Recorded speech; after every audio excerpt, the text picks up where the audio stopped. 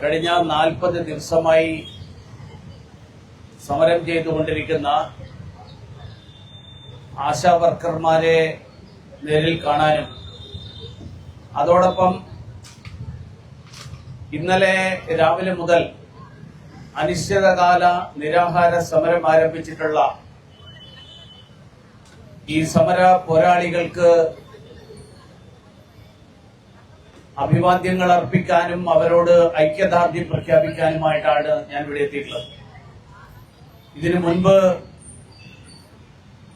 2 തവണ ഞാൻ നേരിട്ട് വന്നിരുന്നു. ഭാരതീയ ജനതാ പാർട്ടിയുടെ നേതാക്കളായിട്ടുള്ള മറ്റ് സംസ്ഥാന അധ്യക്ഷനും കേന്ദ്രമന്ത്രിയും ഉൾപ്പെടെയുള്ള ആളുകൾ, അങ്ങനെയുള്ളവരെല്ലാവരും ഈ സമരത്തോടുള്ള അനുഭാവവും ഐക്യദാർഢ്യവും പ്രഖ്യാപിക്കാൻ നേരത്തെയും എത്തിയിരുന്നു. എനിക്ക് അന്ന് സൂചിപ്പിച്ച അതേ കാര്യമാണ് വീണ്ടും ഒരിക്കൽ കൂടി സർക്കാരിനോട് സൂചിപ്പിക്കാനുള്ളത്. മുഖ്യമന്ത്രി ഇവരുമായിട്ട്, ആശാ വർക്കർമാരുടെ പ്രതിനിധികളുമായിട്ട് ചർച്ച നടത്തണം.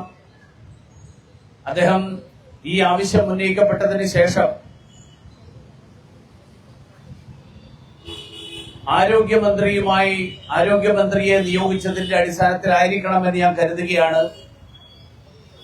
ആരോഗ്യമന്ത്രിയും NHM ഡയറക്ടറും ആശാ വർക്കർമാരുടെ പ്രതിനിധികളെ കണ്ടു എന്ന് ഞാൻ മനസ്സിലാക്കുന്നു.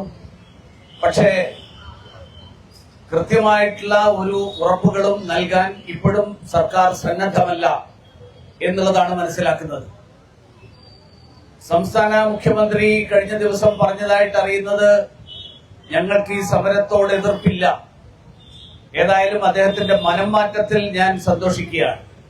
പക്ഷെ അദ്ദേഹത്തിന്റെ പാർട്ടിയിലെ അദ്ദേഹത്തിന്റെ സഹപ്രവർത്തകരായിട്ടുള്ള ആളുകൾ, മറ്റ് നേതാക്കന്മാർ, ആ നേതാക്കന്മാർക്ക് അവരുടെ നിലപാടിൽ ഉണ്ടായിട്ടുള്ള മാറ്റം അവർ തിരിച്ചറിഞ്ഞിട്ടുണ്ടോ എന്നെനിക്ക് സംശയമുണ്ട്.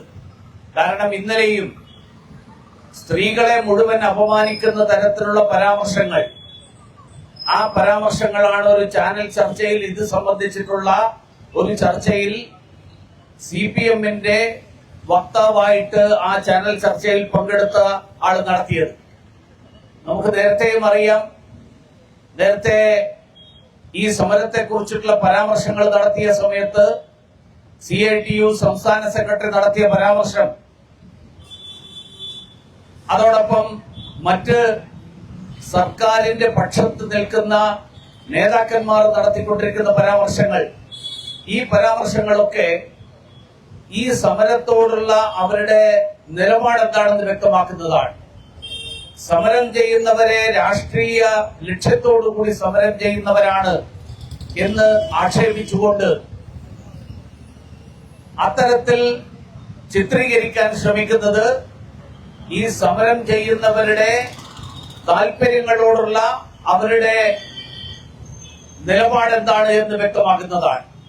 മാത്രമല്ല, ഇന്നലെ സംസ്ഥാന ആരോഗ്യമന്ത്രി നടത്തിയ നാടകം, ആ നാടകം അങ്ങേയറ്റം അപഹാസ്യമായിട്ടുള്ള നാടകമായിരുന്നു. പൊതുപ്രവർത്തനത്തിൽ ഇരിക്കുന്ന ആളുകൾ ഏറ്റവും ചുരുങ്ങിയത് ഒരു സത്യസന്ധത, ആ സത്യസന്ധത, പൊതുപ്രവർത്തനത്തിലെ സത്യസന്ധത പാലിക്കണം.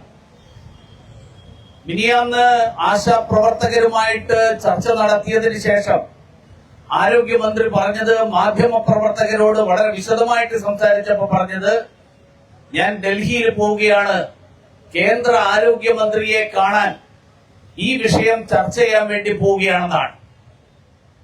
മിനിയാന്ന് ഇവിടെ നിന്ന് പോകുന്ന സമയത്തോ ഇന്നലെ രാവിലെ ഡൽഹിയിലെത്തിയപ്പോ മാധ്യമ പ്രവർത്തകരുടെ ചോദ്യങ്ങൾക്കോ വ്യക്തമായിട്ടുള്ള ഉത്തരം നൽകാൻ സംസ്ഥാന ആരോഗ്യമന്ത്രിക്ക് സാധിച്ചിരുന്നില്ല. ഇന്നലെ രാവിലെ പോലും കേന്ദ്ര ആരോഗ്യമന്ത്രിയുടെ സമയം കാണാനുള്ള സമയം മുൻകൂട്ടി നിശ്ചയിച്ചതനുസരിച്ചിട്ടാണോ വന്നിരിക്കുന്നത് എന്നുള്ള ചോദ്യത്തിന് സംസ്ഥാന ആരോഗ്യമന്ത്രി മറുപടി പറഞ്ഞിരുന്നില്ല. നമുക്കറിയാം, ഡൽഹിയിൽ പാർലമെന്റ് സമ്മേളനം നടക്കുകയാണ്. ആ പാർലമെന്റ് സമ്മേളനത്തിൽ നടക്കുന്ന സമയത്ത് കേന്ദ്രമന്ത്രിമാർ എത്രമാത്രം തിരക്കുള്ളവരായിരിക്കും എന്ന് സാമാന്യമായിട്ട് എല്ലാവർക്കും അറിയാം. 28 സംസ്ഥാനങ്ങളിലെ മന്ത്രിമാര്, 8 കേന്ദ്രഭരണ പ്രദേശങ്ങളിൽ നിന്നുള്ള ആളുകൾ, അതുമാത്രമല്ല രാജ്യത്തെ 800ഓളം പാർലമെന്റ് അംഗങ്ങൾ, ഇവരെല്ലാവരും മന്ത്രിമാരെ കാണാൻ ഏറ്റവും എളുപ്പം സാധിക്കുന്ന സമയം എന്നുള്ള നിലയിൽ പാർലമെന്റ് സമ്മേളന സമയത്ത് അതിനുവേണ്ടി ശ്രമിക്കും. കേന്ദ്ര ആരോഗ്യമന്ത്രി ശ്രീ JP നഡ്ഡാജി, അതോടൊപ്പം അദ്ദേഹത്തിന് 2 ചുമതലകൾ വേറെയുണ്ട്. അദ്ദേഹം രാജ്യസഭയിലെ സഭാ നേതാവാണ്. രാജ്യസഭയിലെ സഭാ നേതാവ് എന്നുള്ള നിലയിൽ അദ്ദേഹത്തിന് ആരോഗ്യ വകുപ്പിന്റെ ചുമതലയോടൊപ്പം രാജ്യസഭയിൽ പൂർണ്ണ സമയം ശ്രദ്ധിക്കേണ്ട, രാജ്യസഭയുടെ സർക്കാരിനെ സംബന്ധിച്ചിടത്തോളം രാജ്യസഭയിലെ കാര്യങ്ങൾ പൂർണ്ണമായും ചുമതല വഹിക്കുന്ന ആളാണ്. അതോടൊപ്പം അദ്ദേഹം ഭരിക്കുന്ന പാർട്ടിയുടെ അഖിലേന്ത്യാ അധ്യക്ഷൻ എന്നുള്ള നിലയിൽ അദ്ദേഹത്തിന് പാർട്ടി പ്രവർത്തനത്തിന്റേതായിട്ടുള്ള തിരക്കുകൾ കൂടിയുണ്ട്. അങ്ങനെയുള്ള ഒരാളെ കാണാൻ വേണ്ടിയിട്ട് കേരളത്തിലെ ആരോഗ്യമന്ത്രി പോകുമ്പോ ഏറ്റവും മിനിമം കേന്ദ്രമന്ത്രിയുടെ സമയം നിശ്ചയിച്ചു പോകണമായിരുന്നു എന്നുള്ളത് അറിയാത്ത ആളാണോ ആരോഗ്യമന്ത്രി എന്നുള്ള ചോദ്യമാണോ ഉയർന്നു വരുന്നത്. മാത്രമല്ല, ഞാൻ ഇന്ന് അന്വേഷിച്ചപ്പോ ശ്രീ ആരോഗ്യമന്ത്രി അദ്ദേഹം ഡൽഹിയില് മാധ്യമപ്രവർത്തകർ ചിലരോട് പറഞ്ഞതായിട്ട് അറിയുന്നത്, കേരളത്തിലെ ആരോഗ്യമന്ത്രിയെ കാണാൻ ഞാൻ സമയം കൊടുത്തിരുന്നല്ലോ, പക്ഷെ അത് ഇന്നലെ ആയിരുന്നില്ല, അത് വരാനിരിക്കുന്ന ഒരു ദിവസത്തേക്കാണ്. അപ്പൊ ആ ദിവസം പോകുന്നതിന് പകരം ഇന്നലെ പോയതിന്റെ ഉദ്ദേശം എന്തായിരുന്നു എന്നുള്ളത് പിന്നീട് ഡൽഹിയിലെ മാധ്യമപ്രവർത്തകർ പറഞ്ഞപ്പോ മനസ്സിലായി. ക്യൂബൻ പ്രതിനിധി സംഘം ഡൽഹിയിൽ റൈസീന ഡയലോഗിൽ പങ്കെടുക്കുന്ന കേന്ദ്ര വിദേശകാര്യ വകുപ്പും ഒബ്സർവർ റിസർച്ച് ഫൗണ്ടേഷനും ചേർന്ന് സംയുക്തമായിട്ട് സംഘടിപ്പിക്കുന്ന വാർഷിക വർഷത്തിലൊരിക്കൽ നടക്കുന്ന പരിപാടിയായിട്ടുള്ള റൈസീന ഡയലോഗ്, അന്താരാഷ്ട്ര തലത്തിലുള്ള ന്യൂസിലാൻഡ് പ്രധാനമന്ത്രി ഉൾപ്പെടെയുള്ള ആളുകൾ പങ്കെടുക്കുന്ന സമ്മേളനത്തിൽ പങ്കെടുക്കാൻ ക്യൂബയിലെ ഫസ്റ്റ് ഡെപ്യൂട്ടി ഹെൽത്ത് മിനിസ്റ്റർ, ക്യൂബയിലെ ആരോഗ്യമന്ത്രിയല്ല വന്നിരിക്കുന്നത്, ക്യൂബയിലെ ഫസ്റ്റ് ഡെപ്യൂട്ടി ഹെൽത്ത് മിനിസ്റ്റർ ഉണ്ടായിരുന്നു. അദ്ദേഹവുമായിട്ടും പ്രതിനിധി സംഘവുമായിട്ടും കൂടിക്കാഴ്ച നടത്താൻ, അതിന്റെ പേരിൽ ഇന്നലെ നടന്ന അത്താഴ വിരുന്നിൽ പങ്കെടുക്കാൻ സർക്കാർ ചെലവിൽ ഈ നാട്ടിലെ ജനങ്ങളുടെ നികുതിപ്പണം ഉപയോഗിച്ച് ഡൽഹിയിലേക്ക് നടത്തിയ യാത്രയാണ് ആശാ വർക്കർമാരുടെ ചെലവിൽ പേരിലാക്കാൻ സംസ്ഥാന ആരോഗ്യമന്ത്രി ശ്രമിച്ചത്. ആശാ വർക്കർമാരുടെ ഓണറേറിയം കൂട്ടിക്കൊടുക്കാൻ പണമില്ല എന്ന് പറയുന്ന സർക്കാർ, ഇന്നലെ ഞാൻ അറിഞ്ഞത് 3 സംസ്ഥാന മന്ത്രിമാർ ഈ ക്യൂബൻ പ്രതിനിധി സംഘം നടത്തിയ അത്താഴ വിരുന്നിൽ പങ്കെടുക്കാൻ ഡൽഹിയിലുണ്ടായിരുന്നു എന്നുള്ളതാണ്. ഈ അത്താഴ വിരുന്ന് ക്യൂബയുടെ ഭക്ഷണം അവർക്ക് വലിയ താല്പര്യമുള്ളതാണെങ്കിൽ നമ്മുടെ തിരുവനന്തപുരത്തെ ഏതെങ്കിലും ഹോട്ടലിൽ ക്യൂബൻ ഭക്ഷണം വിളമ്പി തരാൻ പറ്റുന്ന, ഭക്ഷണം പാകം ചെയ്യാൻ പറ്റുന്ന കുക്കുകൾ ആരെങ്കിലും ഒരാളെ കണ്ടുപിടിക്കണമായിരുന്നു. അതിനു വേണ്ടിയിട്ട് ആശാ വർക്കർമാരുടെ അവർക്ക് പണം കൊടുക്കാനില്ലാത്ത ഈ സാഹചര്യത്തിലും, അവരുടെ ഓണറേറിയം വർദ്ധിപ്പിക്കാൻ കഴിയാത്ത ഈ സാഹചര്യത്തിലും ഈ പേരും പറഞ്ഞ് ഡൽഹിയിൽ പോകേണ്ട ഒരു ആവശ്യമില്ലായിരുന്നു. അതുകൊണ്ടാണ് ഞാൻ പറഞ്ഞത്, പൊതുപ്രവർത്തനത്തിലുള്ള ആളുകൾ ഒരു മിനിമം സത്യസന്ധത, ആ മിനിമം സത്യസന്ധത കാണിക്കണം. അത് കഴിഞ്ഞ് ഇന്നലെ അവിടെ എത്തിയതിനു ശേഷവും ക്യൂബൻ സംഘവുമായിട്ടുള്ള കൂടിക്കാഴ്ചയെക്കുറിച്ച്, അവരുമായിട്ടുള്ള ചർച്ചയെക്കുറിച്ച് ഇന്നലെ രാവിലെയും മാധ്യമപ്രവർത്തകരോട് പറഞ്ഞില്ല.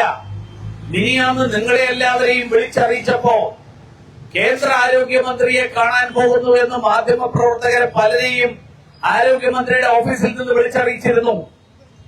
അപ്പോഴും പറഞ്ഞിട്ടില്ല ഞാൻ പോകുന്നത് ക്യൂബൻ സംഘത്തിന്റെ അത്താഴ വിരുന്നിൽ പങ്കെടുക്കാനാണെന്ന്.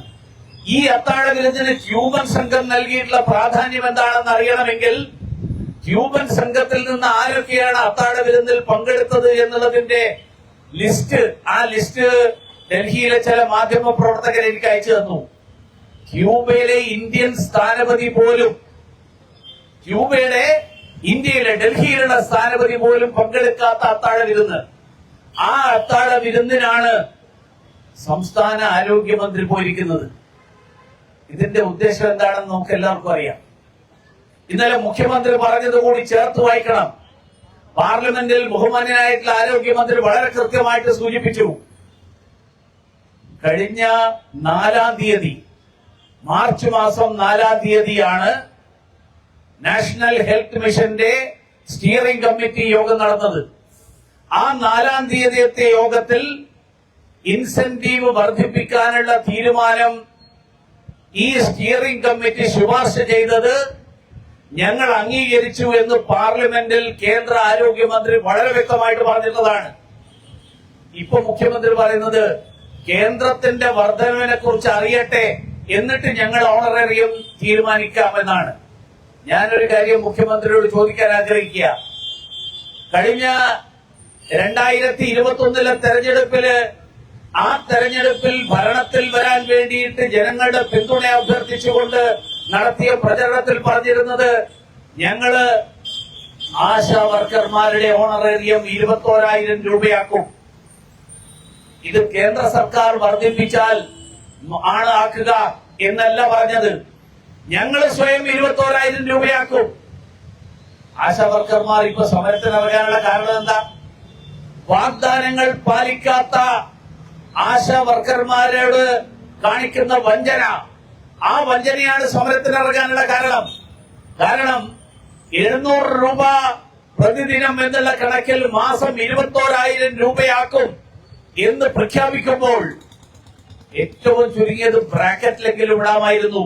കേന്ദ്ര സർക്കാർ സഹായിച്ചു കഴിഞ്ഞാൽ അങ്ങനെ ഒരു വരി ബ്രാക്കറ്റിലില്ല. പകരം ഞങ്ങൾ 21,000 രൂപയാക്കും, ഞങ്ങൾ 21,000 രൂപയാക്കും എന്ന് പറഞ്ഞ് ആശാ വർക്കർമാരെ മുഴുവൻ വഞ്ചിച്ച ആളുകള് ഇപ്പൊ പറയുന്നത് കേന്ദ്രത്തിന്റെ സഹായം കേന്ദ്രം വർദ്ധിപ്പിച്ചു കഴിഞ്ഞാൽ ഞങ്ങൾ വർദ്ധിപ്പിക്കും. കേന്ദ്ര സർക്കാർ നൽകേണ്ട നാഷണൽ ഹെൽത്ത് മിഷന്റെ പണം മുഴുവൻ കൊടുത്തു കഴിഞ്ഞു. 2023-24 പണം ബാക്കിയുണ്ടെന്നാണ് പറയുന്നത്. 23-24 പണം കിട്ടാത്തത് എന്താണ് കാരണമെന്ന് ആരോഗ്യമന്ത്രിക്കും ആരോഗ്യമന്ത്രിയുടെ വകുപ്പിലുള്ള ആളുകൾക്കും അറിയാം. മാനദണ്ഡങ്ങൾ പാലിക്കാത്ത സാഹചര്യത്തിലാണ് അത് കിട്ടാത്തത്. മാനദണ്ഡങ്ങൾ പാലിച്ചു കഴിഞ്ഞാൽ ആ നിശ്ചിത സമയപരിധിക്കുള്ളിൽ പാലിച്ചിരുന്നുവെങ്കിൽ കിട്ടുമായിരുന്നു.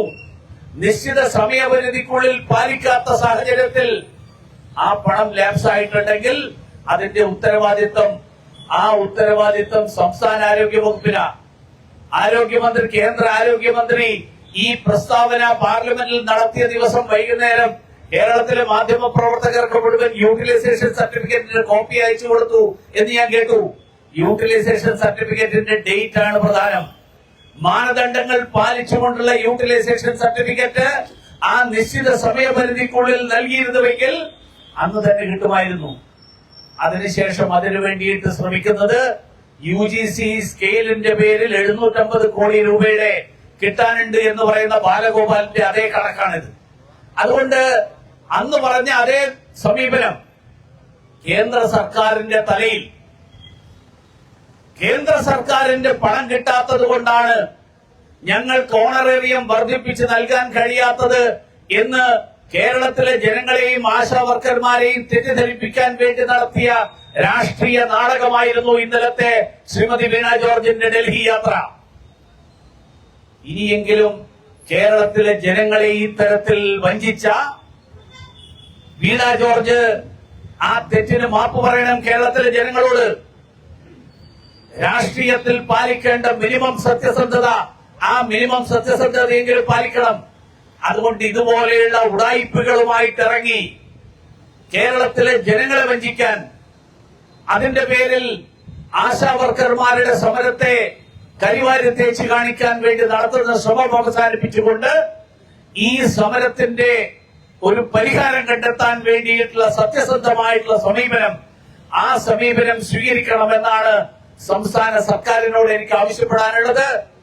ഈ സമരം ചെയ്യുന്ന, നിരാഹാര സമരം അനുഷ്ഠിക്കുന്ന സമര പോരാളികൾക്ക് അവരോട് ഒരിക്കൽ കൂടി ഐക്യദാർഢ്യം പ്രഖ്യാപിച്ചുകൊണ്ട് ഞാൻ എന്റെ വാക്കുകൾ അവസാനിപ്പിക്കുന്നു. എല്ലാവർക്കും നമസ്കാരം.